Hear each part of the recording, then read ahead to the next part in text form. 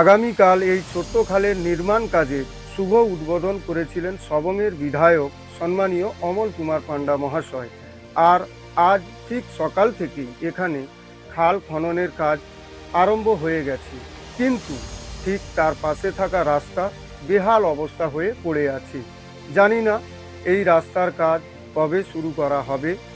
সূত্রের খবর যে এই রাস্তার কাজের মঞ্জুরি দেওয়া হয়েছে, কিন্তু কাজ আরম্ভ হয়নি। সামনেই নেধুয়া হাই স্কুল, যেখানে শত শত স্কুল ছাত্রছাত্রীরা যাতায়াত করে। এই বর্ষাকালে এই রাস্তার কাজ আর কিন্তু হবে না, কিন্তু এখানে সাধারণ মানুষ, স্কুল পড়ুয়া ছাত্রছাত্রীরা এই রাস্তা দিয়ে কিভাবে যাতায়াত করবে, এটা কিন্তু বড় বিষয়। তাই গ্রামবাসীদের অনুরোধ যাতে এই রাস্তার কাজটি দ্রুত শুরু করা হয়। সবং থানার অন্তর্গত দেউলপাতা গ্রাম থেকে ITV ইন্ডিয়া। এই রকম খবর পেতে আমাদের সাথে থাকবেন।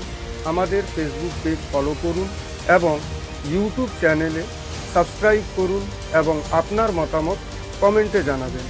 আপনার এলাকার খবর পাঠাতে আমাদের হোয়াটসঅ্যাপ নাম্বারে যোগাযোগ করুন।